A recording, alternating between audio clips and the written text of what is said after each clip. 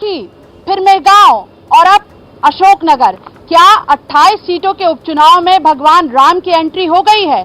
आज अशोकनगर से जो तस्वीरें आई हैं उसमें 11 किलो चांदी की रामशिला का पूजन किया गया। पूजन के पहले और पूजन के लिए ही यूं कहिए, ये अशोकनगर की पूरी विधानसभा सीट में जितने मंदिर थे वहां पर घुमाई गई रामशिला। और आज वहां से जो बीजेपी के उम्मीदवार हैं जजपाल सिंह जज्जी, उन्होंने अशोकनगर से इस रामशिला को अयोध्या के लिए रवाना किया है। इसके पहले मेहगांव में भी ऐसी ही यात्रा निकली थी और सुर्खी तो सुर्खियों में ही इसलिए रहा कि वहां से जो वीडियो वायरल हुआ था और वहां पर बीजेपी का एक नेता वोटर को समझा रहा था कि एक बटन दबाओ कमल पर और उधर राम मंदिर में ईंट जुड़ जाएगी। कांग्रेस भी इस मामले में पीछे नहीं। कुछ दिनों पहले कमलनाथ का एक वीडियो वायरल हुआ था जिसमें वो दावा कर रहे थे कि उनकी 15 महीने की सरकार में किस तरह से धार्मिक स्थलों का कायाकल्प हुआ और खास रेखांकित करके वो बता रहे थे कि राम वन पथ गमन जो है वो कांग्रेस सरकार की और कमलनाथ की ही देन है। सवाल ये है कि क्या स्थानीय मुद्दों पर जो उपचुनाव लड़े जाते हैं वहां राष्ट्रवाद और हिंदुत्व की एंट्री हो गई है? क्या राम भरोसे है ये चुनाव? इसी मुद्दे पर करेंगे चर्चा। हमारे साथ जुड़ेगी खास पैनल। पहले आप ये रिपोर्ट देखिए, राममय रिपोर्ट देखिए।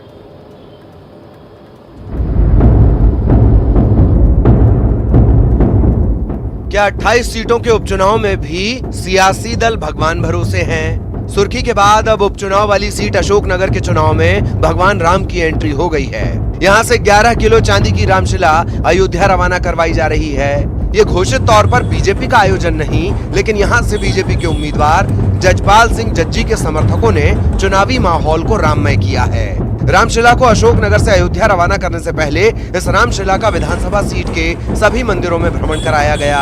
अशोकनगर सीट पर सवाल है कि रामकाज पर भी क्या चुनावी रंग चढ़ा है?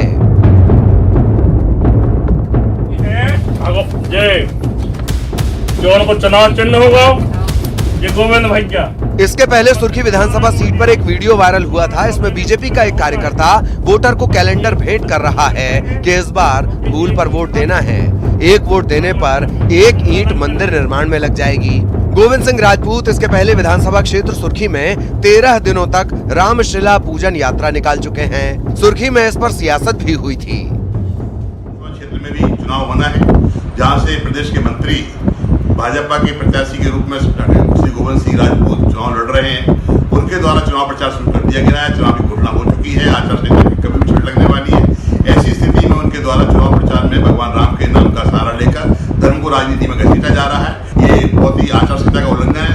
राजनीति धर्म का उपयोग नहीं होना चाहिए। हमने चुनाव आयोग से शिकायत की है और कार्रवाई करने की मांग की है। कि राम भारतीय जनता पार्टी के लिए कोई राजनीति का केंद्र नहीं है। भगवान श्री राम हमारे लिए आस्था और श्रद्धा का केंद्र है और भगवान चाहे राम हो चाहे राधा कृष्ण हो, सभी श्रद्धा के केंद्र हैं। इन पर राजनीति नहीं होना चाहिए।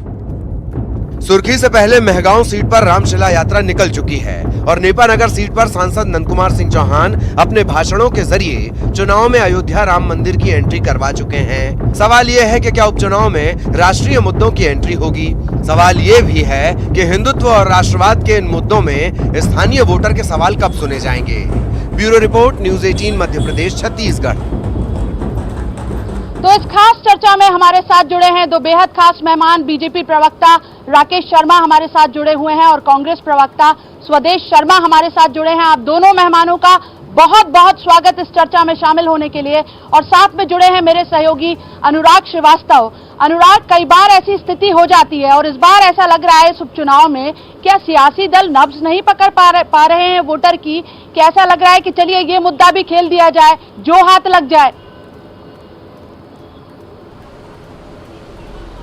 बिल्कुल शेफाली जी, देखिए इस बार के उपचुनाव में कई तरह के मुद्दे जरूर हैं, लेकिन उन मुद्दों के उलट उन बातों को सियासी दल छेड़ते हुए नजर आ रहे हैं जो सीधे जनता को कनेक्ट करते हैं। और सबसे बड़ी बात है कि हिंदुत्व के जरिए ही 2018 के चुनाव में सियासत हुई थी और उपचुनाव में सॉफ्ट हिंदुत्व और हार्ड हिंदुत्व का कार्ड खेला गया था। और इस बार भी 28 विधानसभा सीट के उप चुनाव में हिंदुत्व के सहारे ही दोनों सियासी दल आगे बढ़ते हुए नजर आ रहे हैं। भले ही भगवान राम करोड़ों के आस्था के केंद्र के बिंदु हों, लेकिन उसके अलावा सियासत में जिस तरीके के राम के नाम की लूट मची है, उस लूट में कौन किससे आगे निकल सकता है, इस बात को लेकर होड़ सी मची है। राम मंदिर का निर्माण होना है और इसी को लेकर शिलालेख यात्राएं निकाली जा रही हैं और बताया जा रहा है कि जो शिलाएं विधानसभा सीटों से निकलकर अयोध्या में राम मंदिर के निर्माण के लिए इस्तेमाल होंगी, उसके लिए लोगों को वोट बीजेपी को करना चाहिए। तो वहीं दूसरी तरफ कांग्रेस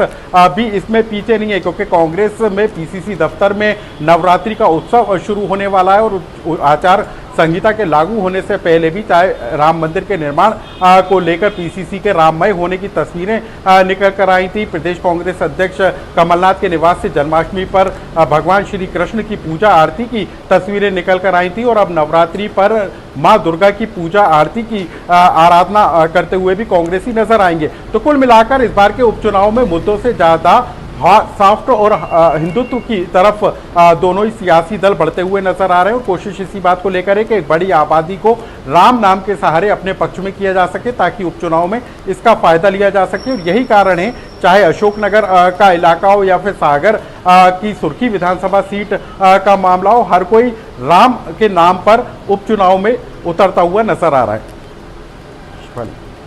और दिलचस्प बात यह भी है अनुराग कि जिन 4 सीटों पर हमने ये धार्मिक रंग देखा, धर्म की गंगा जहां पर बह रही है, वो चारों सीटें ऐसी हैं कि जहां पर दल बदल कर नेता आए हैं। ये वो नेता हैं कि जो अब से कुछ साल पहले तक ये कहा करते थे कि हम धर्म पर राजनीति नहीं करते, और अब वहीं पर धर्म की गंगा बह रही है।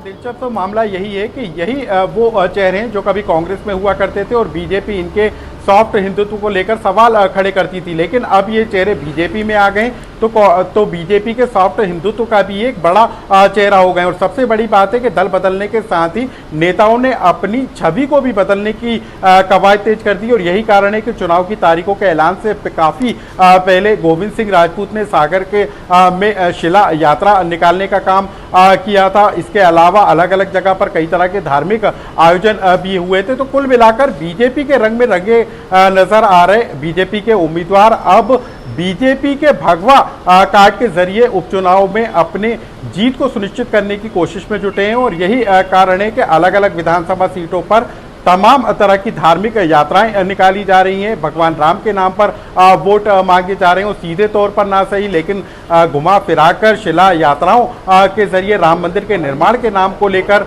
जरूर है वोट कबाड़े जा रहे हैं। कोशिश इसी बात को लेकर है कि किसी ना किसी सहारे से वोटर को लुभाया जा सके, अपनी हिंदूवादी छवि को चमकाया जा सके और हिंदू वोटर से वोट लिया जा सके।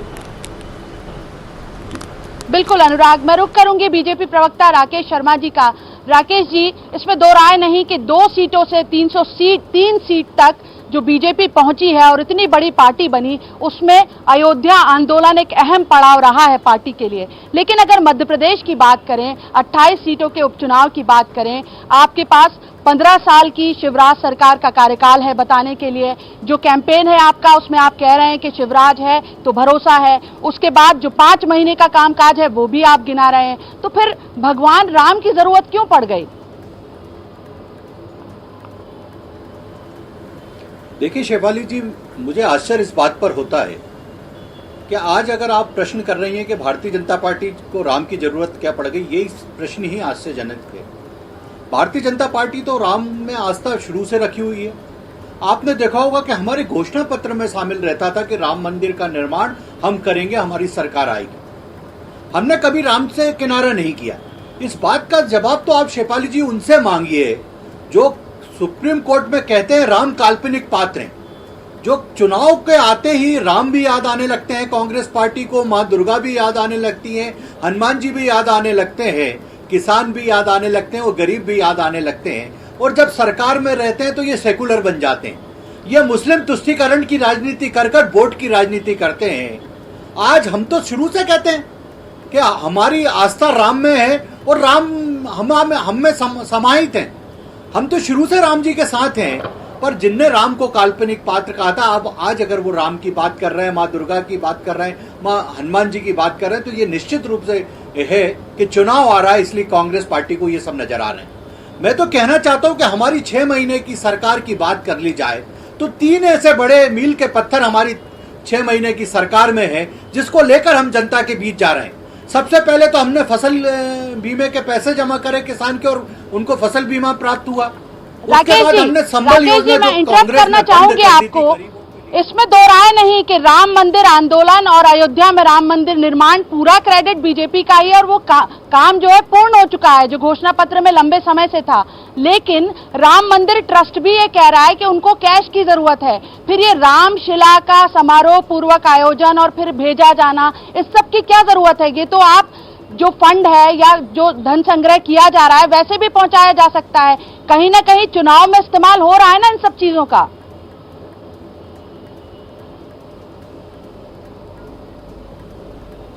धन्यवाद देना चाहूंगा। धन्यवाद इसलिए देना चाहूंगा कि आपके ही चैनल ने बताया कि माननीय गोविंद सिंह जी ने राजपूत ने चुनाव से पहले ये शिला जो पूजन हुआ उसमें भाग लिया था, तो उस समय तो चुनाव की घोषणा भी नहीं हुई थी। ये कार्यक्रम बहुत लंबे समय से चल रहा है और राजस्थान से जो शिलाएं आ रही हैं वो जिन जिन गांवों में पहुंच रही हैं, वहां के जो स्थानीय नागरिक हैं वो अपनी आस्था के कारण उनका पूजन कर रहे हैं। पूरे देश में यह कार्यक्रम चल रहा है, तो पूरे देश में तो चुनाव नहीं चल रहे हैं। इसको चुनाव की दृष्टि से नहीं जोड़ा जाए, पर जिन लोगों को चुनाव के समय राम से लेके किसान से लेके हनुमान जी याद आते हैं, ये प्रश्न उनसे पूछना चाहिए कि आपको चुनाव के समय क्यों भगवान याद आते हैं। वैसे तो आप अपने आप को सेकुलर घोषित करते हो, आप मुस्लिम तुष्टीकरण, मुस्लिम वोटों के लिए हिंदुत्व का अपमान करती है कांग्रेस पार्टी। मैं तो सीधे सीधे आपके चैनल से आरोप लगाना चाहूंगा। हम तो हमेशा से कहते रहे हैं कि हम राम मंदिर का निर्माण करेंगे, हमारे चुनावी घोषणा पत्र में शामिल रहा। कभी जो कांग्रेस पार्टी पूछती थी कि कब राम मंदिर बनेगा, कब उसकी तारीख घोषित करोगे, और वहां पे तो शौचालय बनाने देना चाहिए, वहां तो पुस्तकालय बनाने देना चाहिए। ऐसे देशद्रोही लोगों को जो हिंदुत्व का अपमान करते हैं, हिंदू का अपमान करते हैं, उनसे ये सवाल कीजिएगा चुनाव के समय उनको क्यों राम याद आ रहे हैं। बिल्कुल, स्वदेश शर्मा जी कांग्रेस प्रवक्ता हमारे साथ जुड़े हैं। स्वदेश जी, अगर आप राकेश शर्मा जी को सुन रहे होंगे, बीजेपी प्रवक्ता को, जिस अंदाज में वो बोल रहे हैं, तो एकदम राम मंदिर आंदोलन रिकॉल हो रहा होगा। और जिस तरह से उपचुनाव वाली सीटों से तस्वीरें आ रही हैं, तो ये लग रहा है कि अब राम मंदिर और हिंदुत्व की भी एंट्री हो गई है और कांग्रेस भी इसमें पीछे नहीं। लेकिन सवाल यह है स्वदेश शर्मा जी कि कांग्रेस ये कहती है हम धर्म की राजनीति नहीं करते, तो फिर क्या जरूरत है ये बताने की कि हमने धार्मिक स्थलों का विकास किया? क्यों पीसीसी मुख्यालय में एक जो सियासी दल का कार्यालय है वहां पर आप धार्मिक आयोजन कर रहे हैं? आप तो फिर जनता के हक की बात कीजिए ना।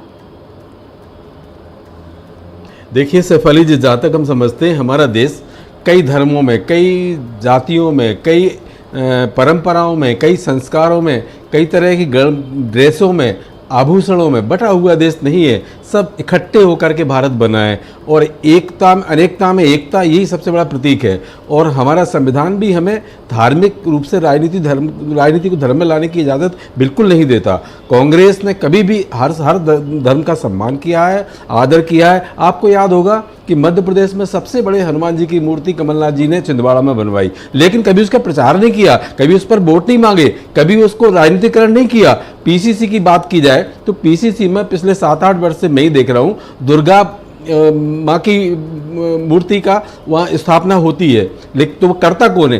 पीसीसी का स्टाफ, हम जैसे लोग जितने पदाधिकारी हैं वो सब अपनी आस्था का केंद्र करते हैं। रहा सवाल इस बात का कि कांग्रेस गुणगान क्यों करती है? गुणगान नहीं, ये भारतीय जनता पार्टी राम की बात करती है। ये राजनीति में धर्म को लाती है। इन्होंने सबसे पहले राम मंदिर निर्माण के लिए जो इन्होंने आंदोलन किया, देश भर में जो माहौल खराब किया, इस माहौल के लिए जवाबदार भारतीय जनता पार्टी है। जबकि आपको याद होगा स्वर्गीय राजीव गांधी जी ने राम मंदिर के पट खुलवाए थे, क्योंकि हमारी पार्टी, हमारी संविधान के तहत तो हम चलते ही हैं, लेकिन हमारी पार्टी हर धर्म का आदर करती है, सम्मान करती है। किसी भी धर्म का व्यक्ति हो, किसी भी धर्म के मजहब की बात हो, हर मजहब का आदर करती है कांग्रेस। तो रहा सवाल इस बात का कि कांग्रेस ने जिक्र क्यों किया, तो जिक्र इसलिए किया कि राम का नाम जपने वाली भारतीय जनता पार्टी 2007 में इन्हें घोषणा की कि हम राम पथ गमन बनाएंगे और उसको बजट दिया 10 रुपए, मात्र 10 रुपए। सुन लेना भैया राकेश जी, मात्र 10 रुपए। 2007 अप्रैल की घटना है ये। तो हमने जब देखा कि राम की बात करने वाली पार्टी और हम राम पथ गमन बनाने की बात जो हमने की, तो हमने ये देखा कि प्रदेश में निश्चित तौर पर पर्यटक बढ़ेगा और ये भगवान राम की ऐसी यादें हैं, इन यादों को अगर आगे बढ़ाया जाए तो राम पथ गमन पे माननीय कमलनाथ जी ने काम करना शुरू किया। उज्जैन देखा तो उज्जैन के महाकुंभ में करोड़ों रुपए खर्च किया भारतीय जनता पार्टी ने, लेकिन क्या उज्जैन का विकास हो पाया? मंदिर का विकास हो पाया? क्या वहां की व्यवस्थाएं या मां शिप्रा की व्यवस्था हो पाई? हमारी सरकार जब बनी तो मां शिप्रा में आचमन के लिए जल नहीं था। माननीय कमलनाथ जी ने पहले दिन ही व्यवस्था करके शिप्रा में पानी पहुंचाने की व्यवस्था की ताकि आचमन लिया जा सके। तो हमारे नेता, हमारे कार्यकर्ता हर धर्म का आदर करते हैं, सम्मान करते हैं, लेकिन उस पर राजनीति कभी नहीं करते, ना पहले की है ना आगे कभी करेंगे। आप इनमें देख रहे हैं, आपने सवाल सही खड़ा किया, राकेश जी जवाब न दे पाए। जो रामशिला का राकेश जी से सवाल लूंगी राकेश जी से ये, लेकिन पहले सवाल आपसे ये भी है कि जब कांग्रेस सॉफ्ट हिंदुत्व की राह पर जा रही है तो पार्टी के भीतर से भी सवाल उठ रहे हैं। कुछ दिनों पहले लक्ष्मण सिंह ने समझाइश दी थी कि ऐसा नहीं करना चाहिए, पार्टी के लिए नुकसानदेह होगा ये।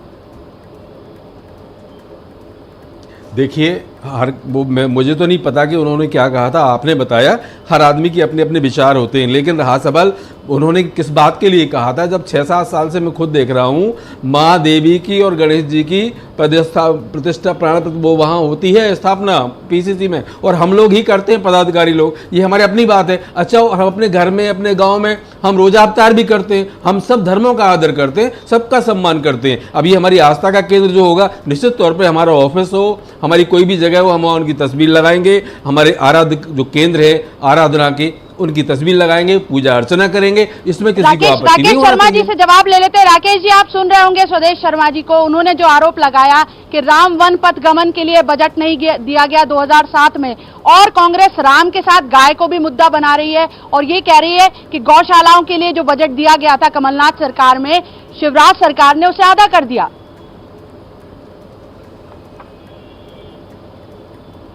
जी, मुझे सबसे पहले तो मेरे विद्वान साथी से एक प्रश्न करना है कि बजट अलॉटमेंट होता है तो उसमें कोई ऐसा नहीं है कि अरबों रुपए का बजट एक ही बार में अलॉट हो जाता है।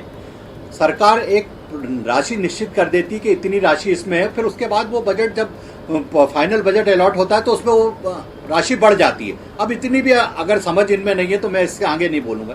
मैं एक और बात कहना चाहता हूँ, लेकिन विद्वान में 10 रुपए पार्टी है, कौन सी मजबूरी थी 10 रुपए अलॉट करने की? अब मुझे बोल लेने दीजिए भाई साहब, प्लीज बोल लेने दीजिए, मुझे बोल लेने दीजिए, प्लीज बोल लेने दीजिए, प्लीज आप बोल लेने दीजिए, बहुत समझदार हैं आप, जरा मुझे बोल लेने दीजिए। कल कांग्रेस अल्पसंख्यक विभाग द्वारा जब पीसीसी में ईद मनाने की तैयारी की जाती है तो आप अल्पसंख्यक विभाग के सभी नेताओं को नोटिस दे देते हैं कि आप कांग्रेस कार्यालय में ईद नहीं मनाएंगे। आपका सेकुलरपन कहाँ गायब हो जाता है? सबसे पहले आज मैं आपसे 3 प्रश्न करना चाहूंगा। जब मनमोहन सिंह जी प्रधानमंत्री होकर कहते हैं कि पूरे देश के संसाधनों का अधिकार पहले मुस्लिम का है, तब हिंदुत्व, ईसाई और बाकी समाज कहां चले जाते हैं? तब तो आपको मुस्लिम नजर आते हैं। कहां है आपका सेकुलरपन? जब आपसे पूछा जाता है शाहबानो कांड में राजीव गांधी सुप्रीम कोर्ट की बात नहीं सुनते और जब पूरे देश में आपकी थूथू होती है तो आपके कुछ लोग कहते हैं कि राम मंदिर का ताला खोल दीजिए, थोड़ा सा बैलेंस हो जाएगा। आपका जो चेहरा है ये जनता के सामने। मैं अभी प्रश्न करना चाहूंगा कि शेफाली जी ने आपसे कहा कि आप विकास की बात क्यों नहीं कर रहे, तो आपने तो आधे घंटे का ज्ञान मुझे पिला दिया। कौन सी विकास की बात करी आपने अपने पूरे अभी जो डिबेट चल रही है उसमें? क्योंकि आपकी सरकार ने मध्य प्रदेश में 15 माह में विनाश किया। कमलनाथ की चक्की ने इस मध्य प्रदेश की जनता को ऐसे पीसा कि वो करा रही है। युवा पूछ रहा है मेरा 4000 रुपए का बेरोजगारी भत्ता कहां है, किसान पूछ रहा है मेरा 2 लाख का कर्ज माफ क्यों नहीं हुआ, और महिलाएं और बहनें पूछ रही हैं कि हमारे 51,000 कन्या विवाह के क्यों नहीं मिले। युवा पूछ रहे हैं कि हम मेरिट में आए तो आपने लैपटॉप क्यों नहीं दिए। मेरा प्रश्न ये है कि किसान के फसल बीमा के पैसे आपने क्यों नहीं जमा किए थे? इधर उधर की बात मत कीजिए। विनाश करने वाले कमलनाथ और उनकी 15 माह की सरकार अब रो रही है। कांग्रेस के नेता प्रचार करने में नहीं जा रहे। गोविंद सिंह कहीं नहीं नजर आ रहे हैं, अजय सिंह कहीं नजर नहीं आ रहे हैं, दिग्विजय सिंह जी का कहीं चुनाव में नजर नहीं आ रहे हैं। कमलनाथ अकेले नजर आ रहे हैं क्योंकि कमलनाथ को मुख्यमंत्री बनना है, कमलनाथ को नेता प्रतिपक्ष बनना है। स्वदेश शर्मा जी कुछ कहना चाह रहे हैं? जी सैफाली जी, मैं इनको बता देना चाहता हूं, ये जो चुनाव है 28 विधानसभाओं में बिकाऊ और टिकाऊ के बीच में है। ये चुनाव भारतीय जनता पार्टी और कांग्रेस का चुनाव नहीं है, ये भारतीय जनता पार्टी और प्रदेश की जनता का चुनाव है। जनता चुनाव करने वाली है। और जहां जहां कमलनाथ जी और राहुल भैया जा रहे हैं, अभी आपको ज्ञान नहीं होगा, आपको पता नहीं होगा, आपके संज्ञान में नहीं होगा। आज भी राहुल भैया कल भी चंबल में थे, चंबल की सारी विधानसभा में दौरा करके आए, हमारे सारे नेता लगे हुए। और ये चुनाव भारतीय जनता पार्टी की तस्वीर को माला पहनाने वाली है। मध्य प्रदेश में जनता पार्टी के 28 विधानसभा चुनाव में एक प्रत्याशी आपका जीत नहीं सकता। जनता ने मान लिया है, जनता ने मान लिया है, जनता आपको आगे दिखाने वाली है। आपके प्रत्याशियों को खदेड़ा जा रहा है जनता के द्वारा, जनता खबर रही है आपके प्रत्याशियों को। प्रतिमा की स्थापना हो रही है पीसीसी मुख्यालय में और उसी दिन से पार्टी अपना वचन पत्र भी जारी कर रही है। विजय श्री के वरण के लिए ये पूजा है क्या? क्योंकि चुनौती केवल वोटर नहीं है, चुनौती इस बार दोनों दलों के लिए कार्यकर्ता भी है, क्योंकि दोनों तरफ जो उम्मीदवार तय किए गए हैं वो इधर उधर से आए हैं।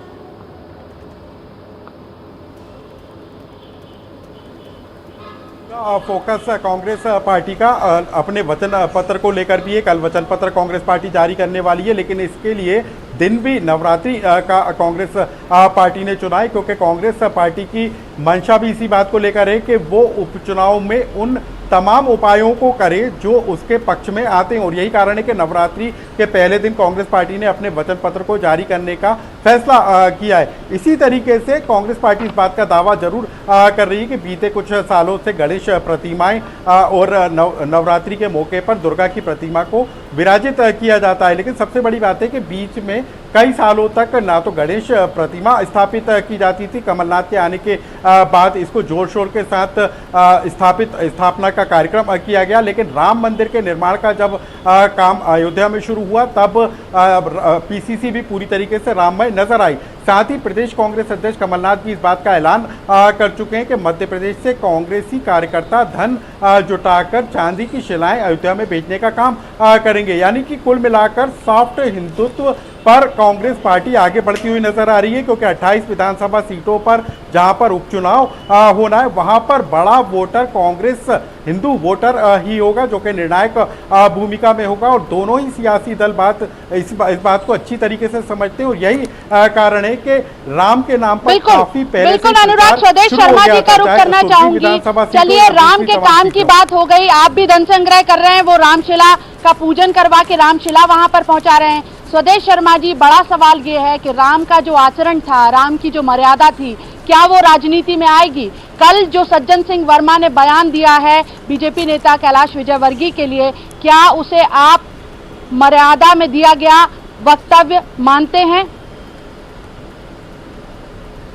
जी, जहाँ तक मैं समझता हूँ कि सज्जन सिंह वर्मा जी और कैलाश विजयवर्गीय जी, ये उन्होंने उन पर चुनमुन करके जो बात की थी उसका उन्हें जवाब दिया। अब भाषा उनकी इंदौर की हो सकती है, उसके अर्थ कई लगाए जा सकते हैं, लेकिन उन्होंने उनकी जो मित्रता है उस मित्रता के अंदाज में ही जवाब दिया है उनको। इसे गलत तरीके से जोड़ा जाना मैं नहीं समझता हूँ कि ठीक होगा। और रहा सवाल इस बात का कि शब्दों का, तो शब्दों में थोड़ी बहुत गड़बड़ी क्षेत्रीयता के हिसाब से, क्षेत्र की अलग अलग भाषा होती है, अलग अलग शब्दों का उपयोग होता है, तो उन शब्दों का अगर उपयोग हो जाए और दूसरे क्षेत्र में उस चीज़ को या मीडिया उसको गलत ट्रैक पर ले ले तो ये उसके लिए दुर्भाग्यपूर्ण हो सकता है। लेकिन जहाँ तक मैं समझता हूँ कि बड़े अच्छे सुचारू रूप से संबंध चले आ रहे हैं माननीय कैलाश विजयवर्गीय जी के, सज्जन वर्मा जी के, बड़े मित्रवत अच्छे व्यवहार है, अच्छे संबंध है और स्वच्छता राजनीति में रखने के लिए कांग्रेस तो प्रतिबद्ध है।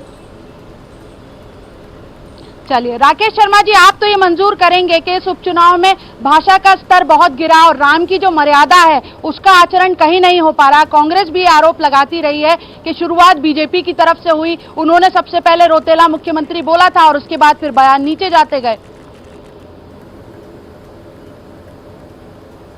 देखिए शेफाली जी, सबसे पहले तो कांग्रेस के नेताओं ने 15 माह तक मध्य प्रदेश को लूटा। एक पूरी लूट की सरकार चल रही थी और ट्रांसफर उद्योग चल रहा था, इसलिए कांग्रेस के नेताओं के पास बात करने के लिए कुछ नहीं है, तो भाषण देने खड़े होते हैं तो माननीय मुख्यमंत्री शिवराज सिंह चौहान को भूखा नंगा कहते हैं।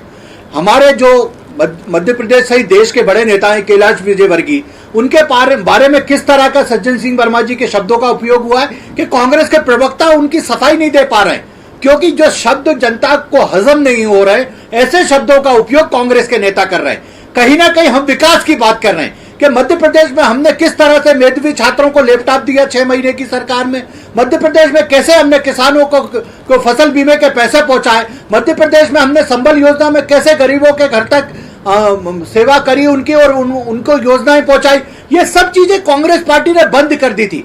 किसान विरोधी कांग्रेस पार्टी, गरीब विरोधी कांग्रेस पार्टी, युवा विरोधी कांग्रेस पार्टी। शर्मा जी को जवाब के लिए 30 सेकंड, समय खत्म हो रहा है। 30 सेकंड स्वदेश शर्मा जी आपके पास जवाब देने के लिए। माननीय कमलनाथ जी की सरकार आते ही हमने सबसे पहले देखा 15,126 किसानों ने आत्महत्या की थी मध्य प्रदेश में माननीय शिवराज सिंह जी के कार्यकाल में। कमलनाथ जी अब द्रवित थे, बहुत दुखी थे, परेशान थे। उन्हें महसूस किया कि किसान आत्महत्या क्यों करता है। सबसे पहले किसानों की कर्ज माफी का काम किया, पहला हस्ताक्षर कमलनाथ जी ने किया, तो किसानों की कर्ज माफी का किया और इनके माननीय मंत्री महोदय ने लिखित में हस्ताक्षर। आप दोनों मेहमानों का इस चर्चा में शामिल होने के लिए।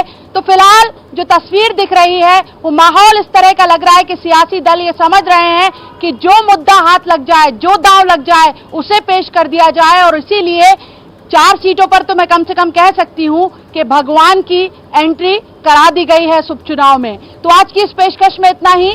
आप देखते रहिए न्यूज़ 18 मध्य प्रदेश छत्तीसगढ़।